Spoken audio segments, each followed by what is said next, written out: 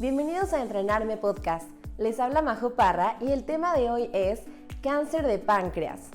El cáncer de páncreas se refiere al carcinoma que surge de las células del conducto pancreático.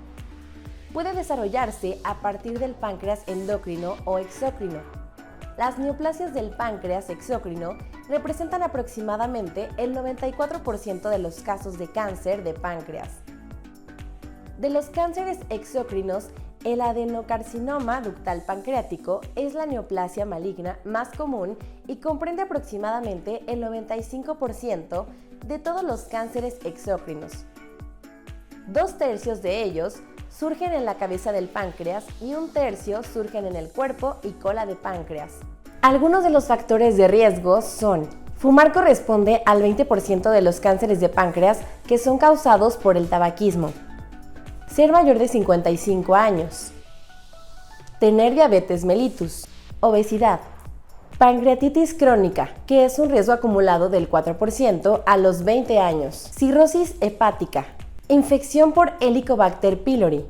Exposición laboral a productos en la industria de limpieza. Sexo masculino. Tener antecedentes de gastrectomía parcial que puede aumentar el riesgo de cáncer de páncreas de los 15 a los 20 años. Cistoadenoma mucinoso y afroamericanos. El cáncer de páncreas es la cuarta causa principal de muerte por cáncer en los Estados Unidos.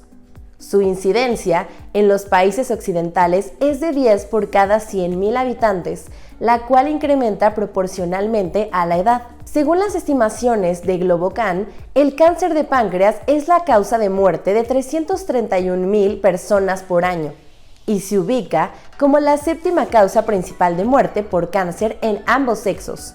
La tasa de supervivencia a 5 años oscila entre el 5% y el 15%. La tasa de supervivencia global es del 6% y solo el 20% del cáncer de páncreas es resecable quirúrgicamente en el momento del diagnóstico. Los pacientes con adenocarcinoma de páncreas suelen presentar pérdida de peso en un 90%, dolor abdominal en un 75% e ictericia indolora en un 70% de los pacientes. Debido a la obstrucción del conducto biliar común y el duodeno por la presencia del tumor generalmente en la cabeza del páncreas. Los pacientes también pueden presentar astenia, adinamia, anorexia, acolia y coluria por la hiperbilirrubinemia, hepatomegalia en un 39%, signo de Courvoisier, que es la vesícula biliar distendida, no dolorosa pero palpable, en el margen costal derecho presente en un 13%.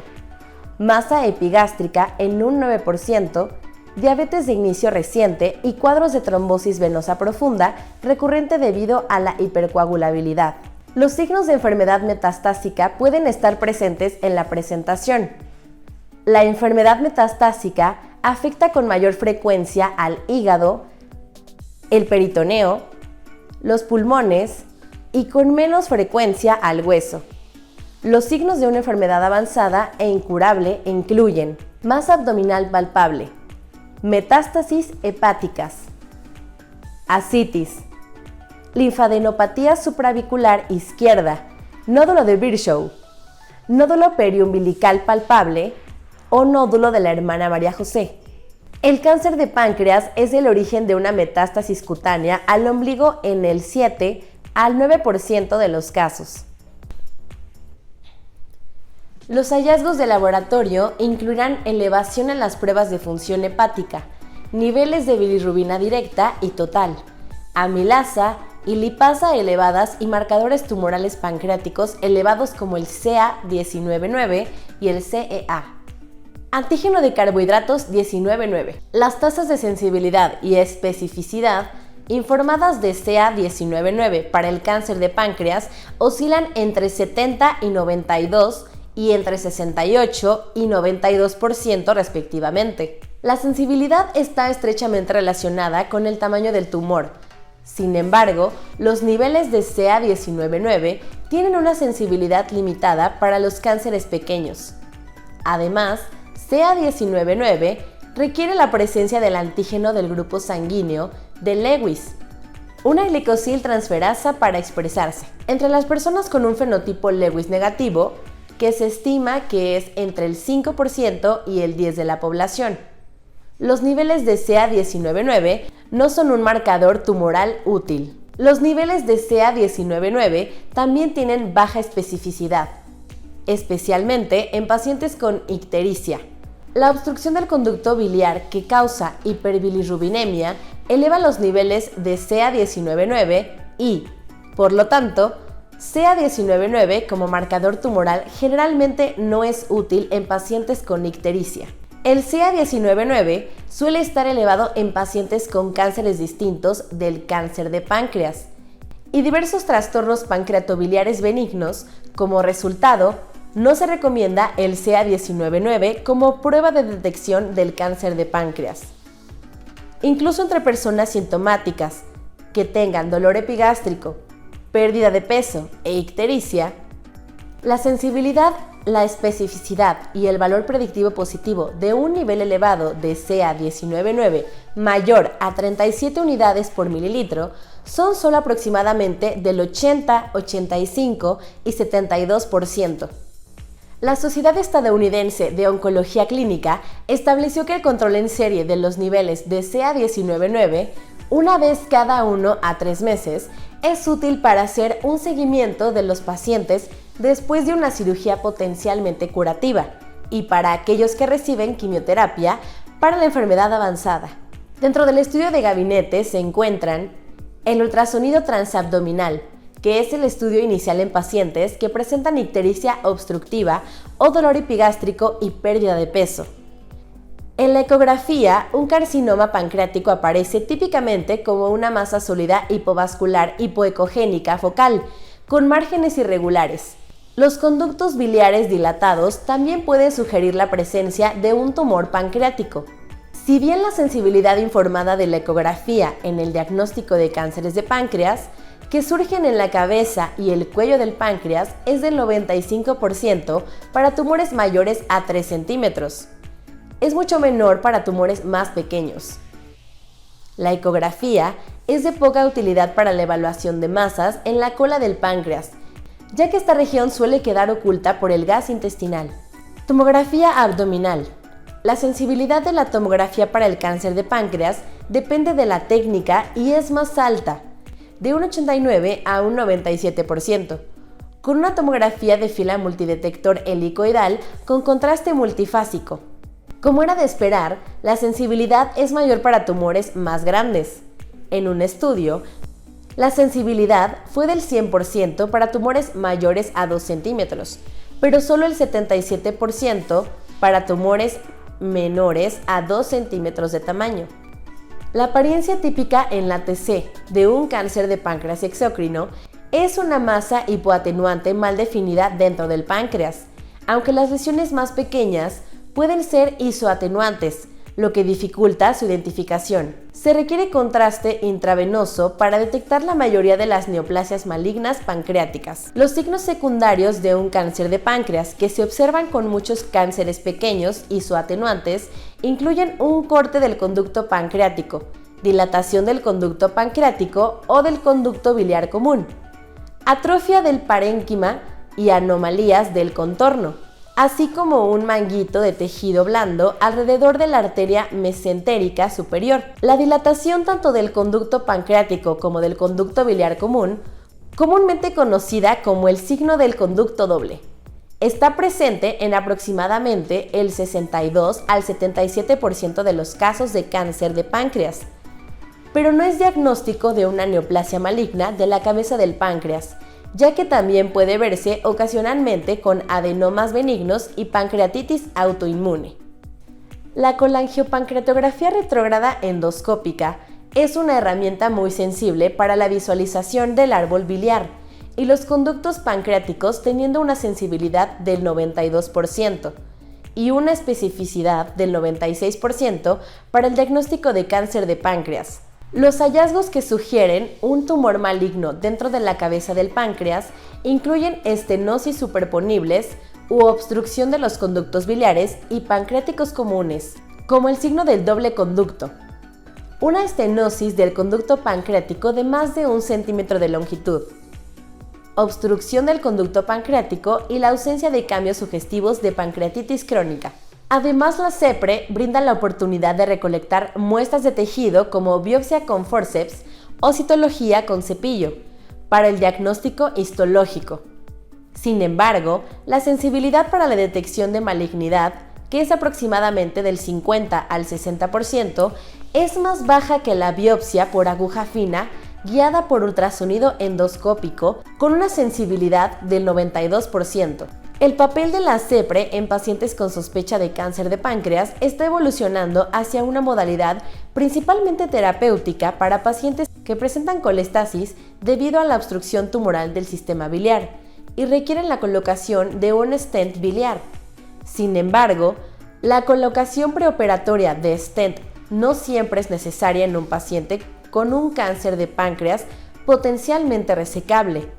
Además, preferiblemente la colocación de stents no debe realizarse antes de la tomografía computarizada para evaluar la resecabilidad, ya que el stent puede causar un artefacto en la cabeza del páncreas que puede enmascarar la lesión, y el trauma de la inserción del stent puede inducir cambios inflamatorios que pueden ser indistinguibles del tumor. La colangiopancreatografía por resonancia magnética utiliza tecnología de resonancia magnética para crear una imagen tridimensional del árbol pancreatobiliar, el parénquima hepático y las estructuras vasculares. La MRCP es mejor que la tomografía para definir la anatomía del árbol biliar y el conducto pancreático. Tiene la capacidad de evaluar los conductos biliares tanto por encima como por debajo de una estenosis y también puede identificar lesiones de masa intrahepática. Se administra contraste intravenoso a base de gadolino para el componente de resonancia magnética del examen. La MRCP es al menos tan sensible como la CEPRE para detectar cánceres de páncreas y, a diferencia de la CEPRE convencional, no requiere la administración de material de contraste en el sistema ductal. Aunque la CPRM aún no ha reemplazado a la CEPRE en los pacientes con sospecha de cáncer de páncreas en la mayoría de los centros, la MRCP puede ser preferible en entornos específicos. Pacientes que tienen salida gástrica, estenosis duodenal o que han tenido procedimientos quirúrgicos previos, por ejemplo, Bill-Roth 2 o interrupción ductal, para detectar la obstrucción del conducto biliar que ocurre en el contexto de la pancreatitis crónica, y para pacientes en los que el intento de CEPRE no tiene éxito o proporciona información incompleta debido a la obstrucción del conducto pancreático. Biopsia y establecimiento del diagnóstico. Se requiere confirmación histológica para establecer un diagnóstico de cáncer de páncreas, realizada por CEPRE o ultrasonido endoscópico. La adición del análisis genético molecular, por ejemplo, ensayo de mutaciones del gen KRAS o P53 mediante la reacción en cadena de la polimerasa con transcriptasa inversa, al examen citológico puede mejorar la sensibilidad, especialmente en pacientes con tumores primarios pequeños. Sin embargo, en la actualidad, el análisis molecular no es un componente de rutina de la evaluación diagnóstica de las masas pancreáticas. El sistema de estadificación preferido para todos los cánceres de páncreas, exócrino y neuroendocrino, es el sistema de tumor, ganglio, metástasis o TNM del American Joint Committee on Cancer y la International Union Against Cancer. La versión actual, la 8ª edición, en comparación con la 7ª edición, hay cambios destacados tanto en las definiciones de los estadios, que se basan en datos que muestran diferencias en la supervivencia general según el tamaño del tumor primario, como en la subdivisión de enfermedad N1 versus N2, según el número de ganglios linfáticos afectados. El objeto del estudio de estadificación es delinear la extensión de la propagación de la enfermedad e identificar a los pacientes que son elegibles para la resección con intención curativa. El objetivo del estudio de estadificación es delinear la extensión de la propagación de la enfermedad e identificar a los pacientes que son elegibles para la resección con intención curativa. Los estudios de imágenes juegan un papel importante en la estadificación y el tratamiento del cáncer de páncreas. Tomografía computarizada trifásica de abdomen. Está indicada para evaluar la extensión de la enfermedad y la resecabilidad. Los escáneres de tomografía helicoidales con múltiples filas de detectores permiten la obtención de imágenes de grandes volúmenes de tejido mientras adquieren las fases arterial y venosa en periodos de tiempo más cortos.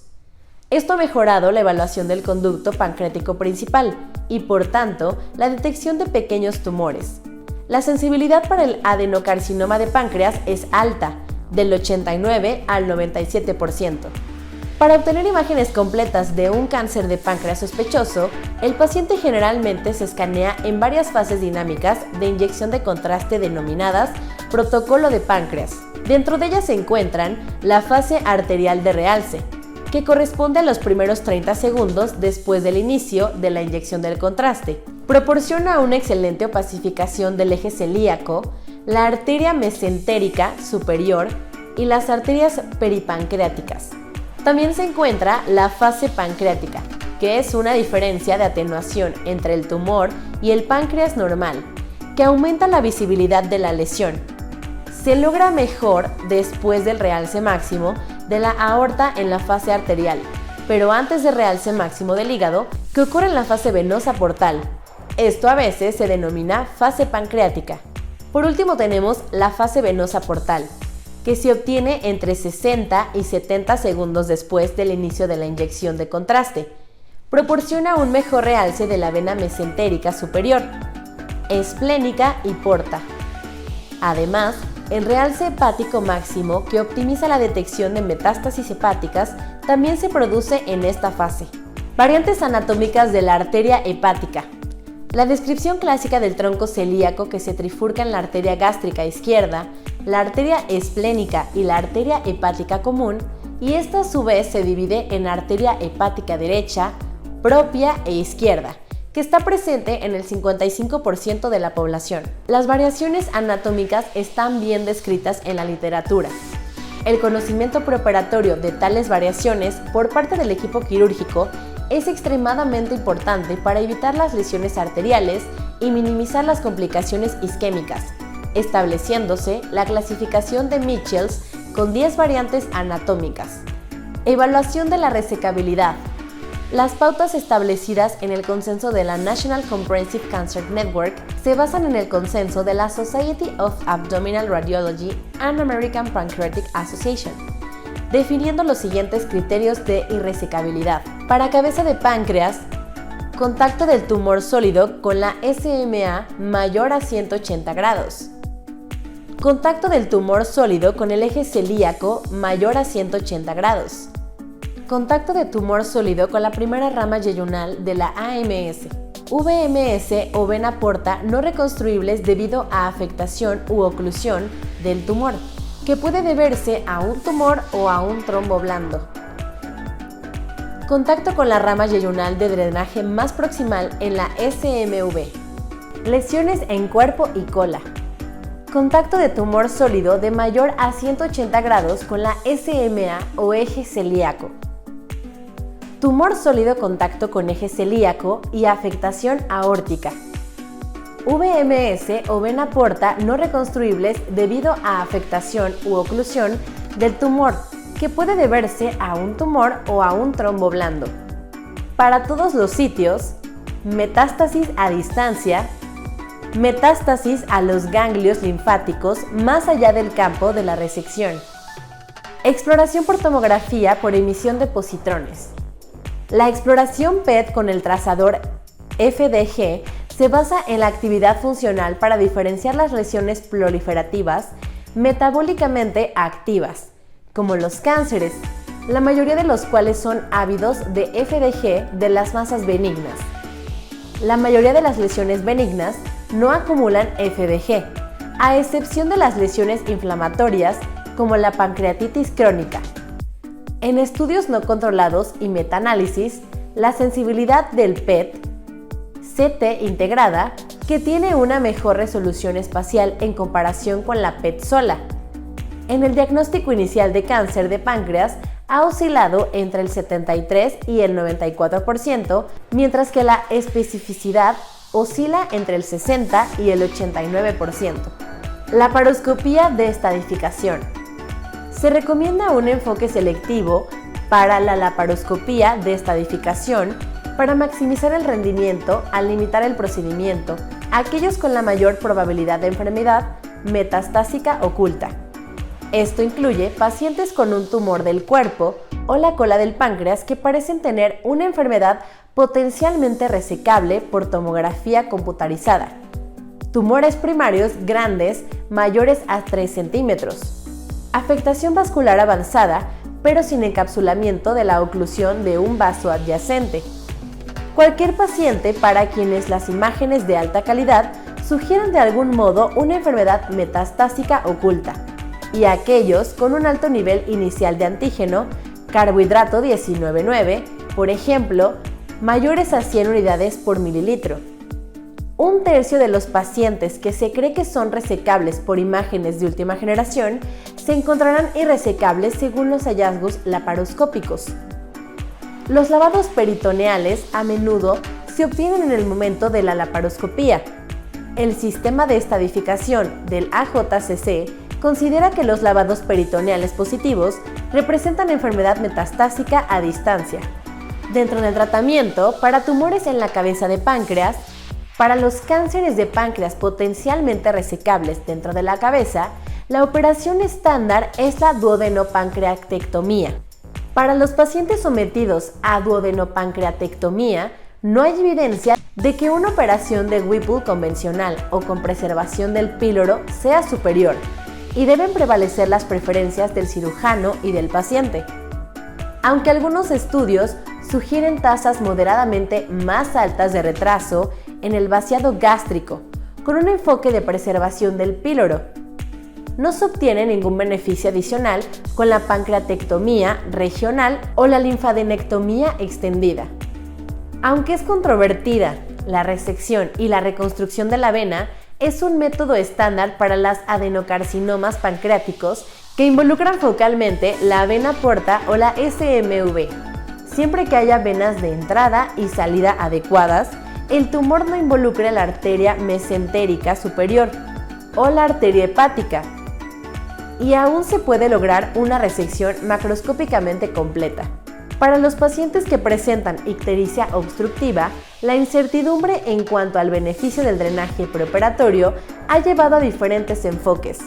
Se recomienda la descomposición biliar para pacientes seleccionados en quienes la cirugía se retrasará por más de 2 semanas y en presencia de colangitis. Tumores de la cola o cuerpo del páncreas. La resección quirúrgica de los cánceres ubicados en el cuerpo o la cola del páncreas consiste en una pancreatectomía distal, generalmente combinada con una hispienectomía. Se sugiere la exploración laparoscópica antes de intentar la resección, ya que una proporción significativa tendrá metástasis peritoneales ocultas. Tumores que afectan a toda la glándula. A veces se necesita pancreatectomía total para tumores que involucran toda la glándula para lograr una imagen de resección microscópicamente negativo. Sin embargo, las consecuencias metabólicas de la pancreatectomía total, que incluyen insuficiencia exocrina permanente y diabetes, tienen un impacto perjudicial sobre la calidad de vida y la supervivencia a largo plazo. Para pacientes seleccionados para terapia neoadyuvante. Si se plantea una terapia neoadyuvante, se requiere un diagnóstico de tejido antes de iniciar la terapia. Régimen neoadyuvante. Para la mayoría de los pacientes que pueden tolerarlo, se sugiere el régimen FOLFIRINOX, modificado con múltiples agentes. Otras opciones incluyen CRT basada en gemcitabina y quimioterapia sin radiación. La cirugía podría entonces reconsiderarse en un momento posterior si corresponde. Terapia adyuvante. Después de la resección, sugerimos un total de 6 meses de terapia sistémica. Para pacientes con un estado funcional excelente, se sugiere FOLFIRINOX modificado. Para los pacientes menos aptos, las alternativas incluyen gemcitabina más capecitabina o gemcitabina sola. Vigilancia posterior al tratamiento. Realizamos un historial y un examen físico y verificamos el nivel de CA 19,9, si inicialmente está elevado, cada 6 meses durante 2 años. luego anualmente. No tenemos de forma rutinaria tomografías computarizadas de seguimiento después de la duodenopancreatectomía, a menos que lo indiquen los síntomas o un nivel creciente de CA19-9. Otros no están de acuerdo y siguen las pautas basadas en el consenso de la Red Nacional Integral de Cáncer, que sugieren tomografías computarizadas de seguimiento cada 3 a 6 meses durante al menos 2 años, luego cada 6 a 12 meses. Con esto terminamos el repaso a cáncer de páncreas. Les habló Majo Parra para Entrenarme Podcast. Nos escuchamos en el siguiente tema.